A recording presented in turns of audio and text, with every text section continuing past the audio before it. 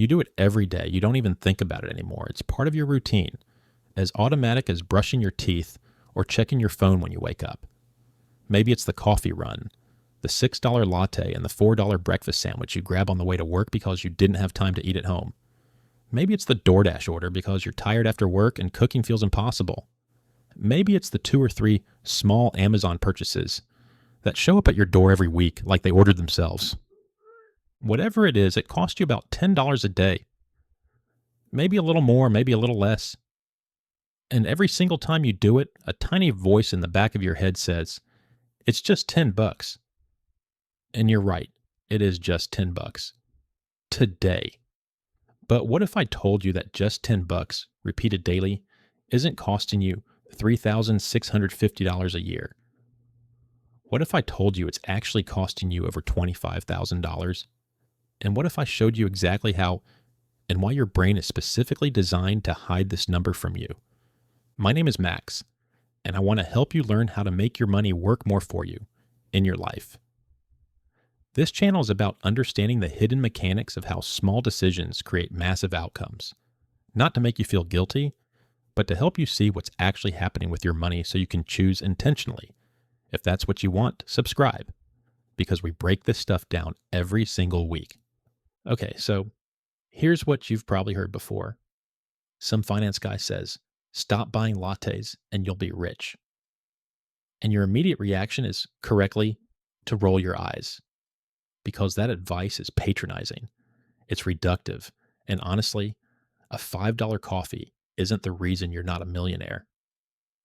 That's the conventional wisdom from the personal finance world, and I think it's mostly wrong. But here's where it gets nuanced. The latte police are wrong about the coffee. They're right about the pattern, because the issue isn't any single $10 purchase. The issue is the daily repetition of small automatic spending that never gets examined. It's not the latte that's the problem. It's the autopilot. And here's what I mean by autopilot. When was the last time you actually decided to buy that coffee?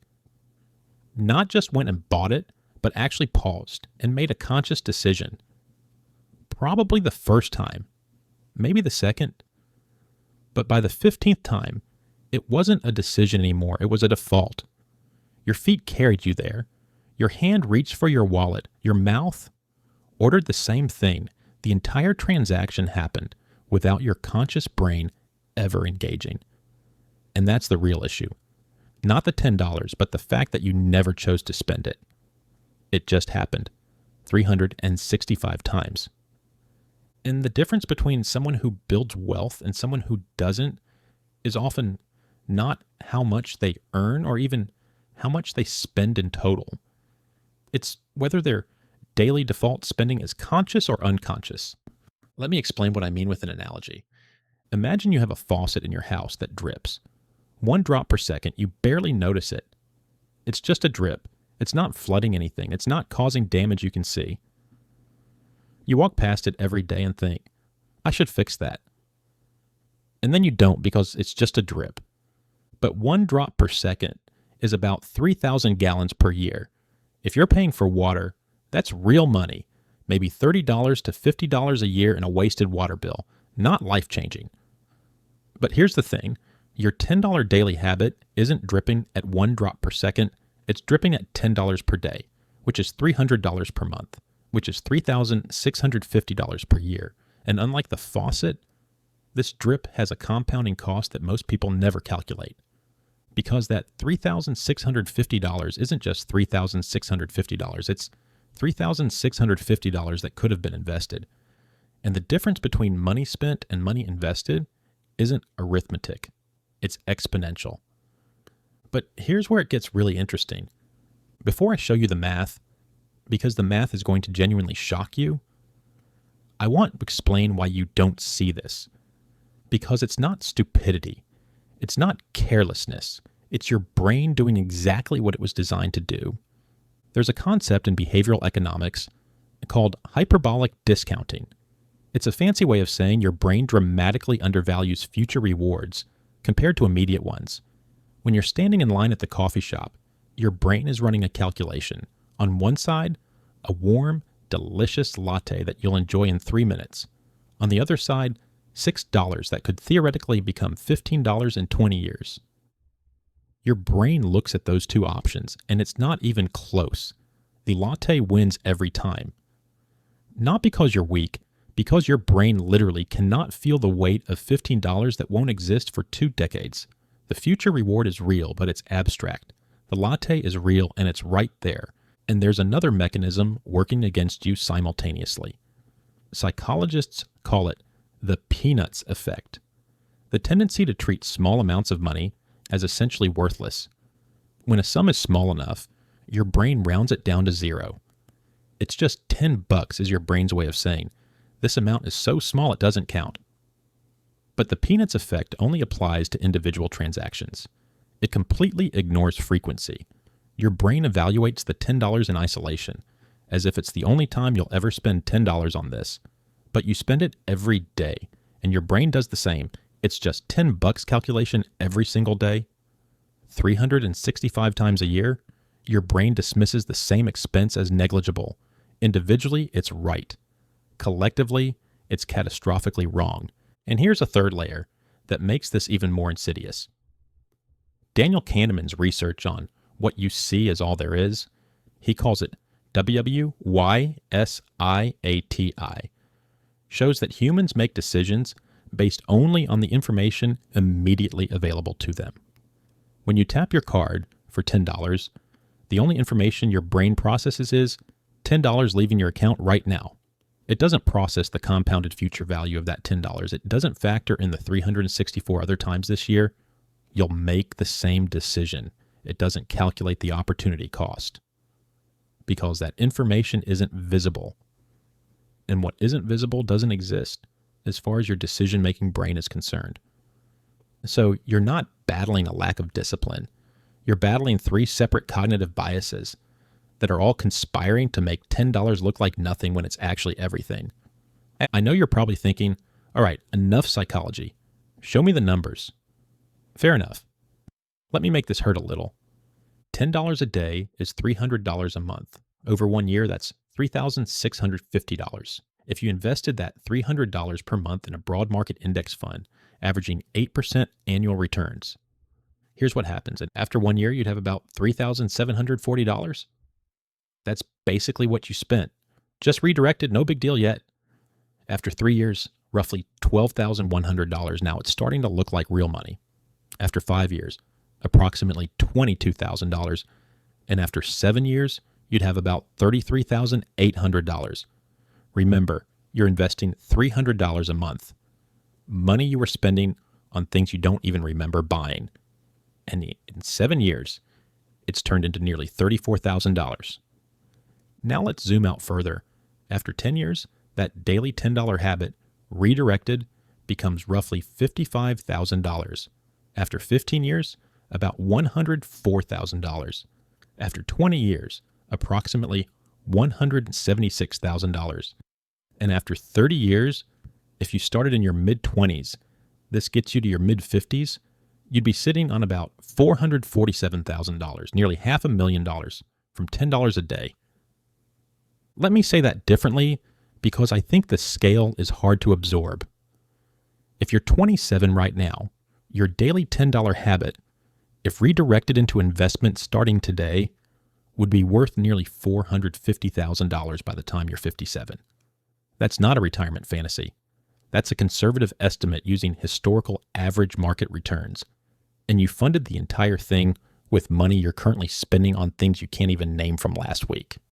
And here's the number from the title. In just 5 years, just 5, the true cost of that daily habit isn't the $18,250 you spent.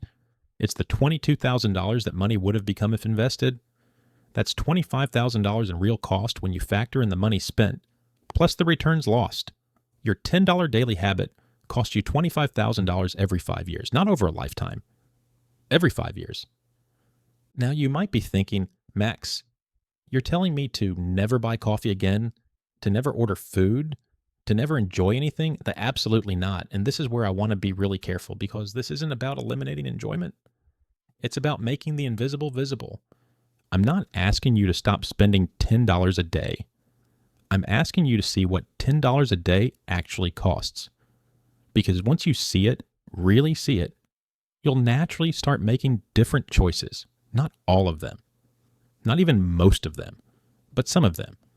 Maybe instead of $10 a day, you spend $4 and redirect $6. That's $180 a month invested, which becomes about $33,000 in 10 years. You didn't give up your coffee. You just made it at home 3 days a week instead of 5. The sacrifice was almost nothing. The result was $33,000. And this is the part most people miss. The value of changing this habit isn't the money, it's the awareness.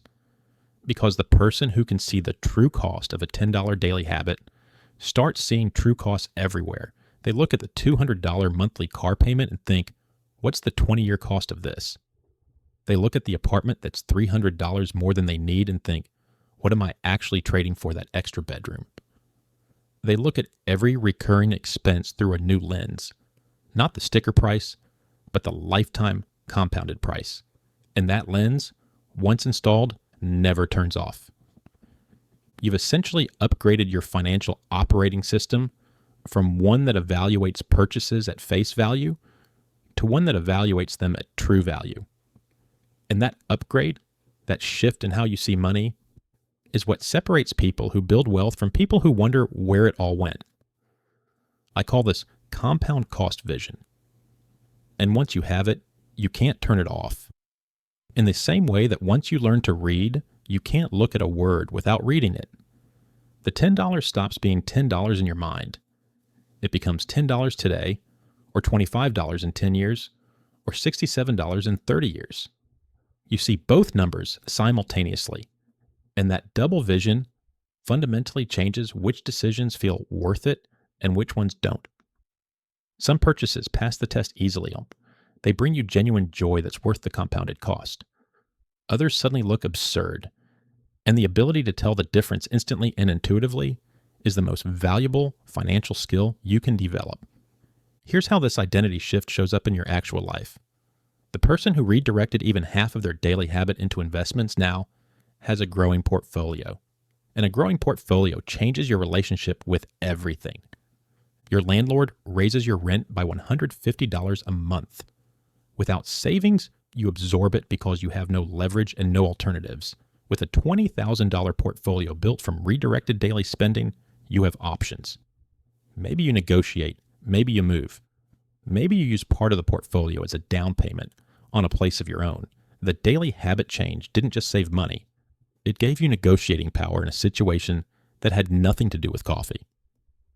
Your company offers a training program that costs $2,500 and could lead to a promotion. Without savings, you put it on a credit card and pay 22% interest while you stress about the balance. With savings, you invest in yourself cleanly, get the promotion, earn $8,000 more per year, and the $2,500 pays for itself in 4 months. A friend tells you about a small investment opportunity, a local business, a rental, whatever. Without capital, you're a spectator. With capital, you're a participant, and participants build wealth at a fundamentally different rate than spectators. Your car breaks down and needs a $1,200 repair. Without savings, this is a crisis that echoes for months. Credit card debt, stress, cascading financial damage. With savings, it's a Tuesday. And then there's the career piece, which might be the most powerful compounding effect of all. When you have money invested, even $10,000, even $20,000, your relationship with your job changes. You're no longer financially dependent on this specific employer for this specific paycheck. And that independence, even when it's modest, changes how you operate.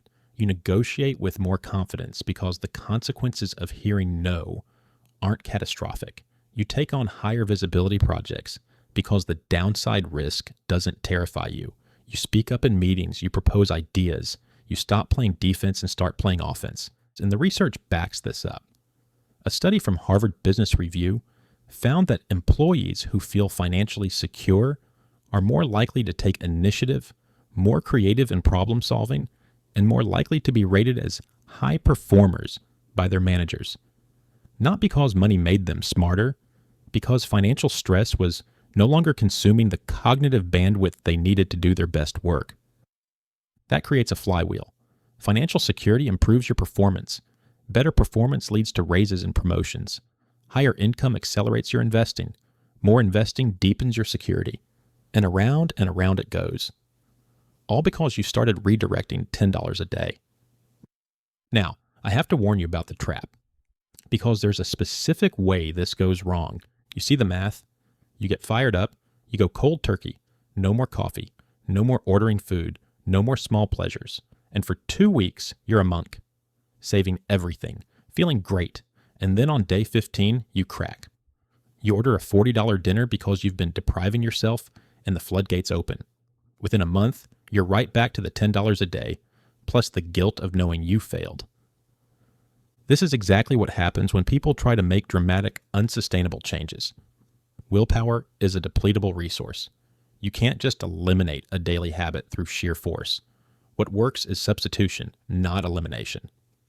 Instead of the $6 latte 5 days a week, you make coffee at home 3 days and buy it twice. Instead of $12 DoorDash 4 nights a week, you meal prep on Sunday and order twice. Instead of 3 random Amazon purchases, you put them in a wish list and review it once a week. You'll find you delete half of them because the impulse has passed. These aren't dramatic changes. They're boring, sustainable adjustments that redirect $150 to $200 a month without meaningfully changing your quality of life. And $150 a month invested at 8% is $27,500 in 10 years and $88,000 in 20 from changes you'd barely notice by next month. Here's the key insight about sustainable change. The goal isn't to spend zero on convenience. The goal is to spend consciously on convenience. Keep the purchases that genuinely make your day better. Cut the ones that are just reflex, the ones you do because you always have, not because they bring you anything meaningful. Most people who do this exercise honestly find that about 40 to 50% of their daily spending is reflex, not joy. And that 40 to 50% is where the $25,000 is hiding. There's also a practical tactic that works remarkably well. It's called the 24-hour rule for any non-essential purchase over $5. Before you buy it, you wait 24 hours. If you still want it tomorrow, buy it. If you've forgotten about it, which happens surprisingly often, you just saved yourself money and proved that the desire was impulse, not need. One study found that implementing a brief delay between desire and purchase reduced non-essential spending by up to 30%. Not through willpower, through time. Your future self is more rational than your present self. You just have to give them a chance to weigh in. That's not sacrifice. That's seeing clearly and choosing accordingly. So here's what I want to leave you with. I'm not here to tell you that your latte is ruining your life. It's not. But I am here to tell you that your brain has been hiding a number from you. It's been taking the $10 you spend today and erasing the $25,000 it cost you over 5 years. It's been using hyperbolic discounting, the Peanuts effect, and the WYSIATI bias to make an enormous expense look like nothing. And it's been doing it every single day. Now you can see the number, you can't unsee it. And that's the whole point, because you don't need willpower to change a habit when you can see its true cost. You just need the math to be visible. And now it is. So tomorrow morning, when you're standing in line, or hovering over the place order button, or reaching for your wallet out of pure habit, you'll know. Not just the $10, the real number, and what you do with that knowledge is up to you. But I think you already know what you're going to do, because you didn't watch this video by accident. You watched it because some part of you already knew that small things compound, and you're ready to make them compound in your favor instead of against you. That starts with $10 tomorrow, and it ends somewhere you can't even imagine yet.